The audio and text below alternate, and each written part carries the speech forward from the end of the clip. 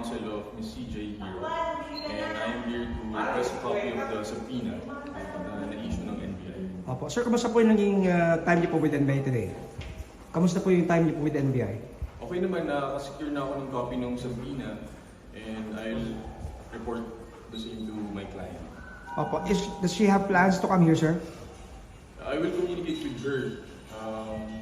Importante, malabas natin yung totoo and matulungan natin yung NBI. Attorney, for the record, nasan po ngayon si CJP? She's out of town. Saan po specific? Out of the country po ba? Go out of town lang. Since when? Of course not. So before pa po yung issue, out of town. Ano po yun? Before pa po yung issue, nasa out of town. Hindi, kasi kaka-engage lang sa akin. So, ang pakay ko lang talaga dito ay itong request sa Attorney, may mga report na nagtatago daw si CJ Leon. Hindi totoo yun. Hindi siya nagtatago. Wala siyang dapat. Kaya nga ako niya pinapunta dito para i-represent siya.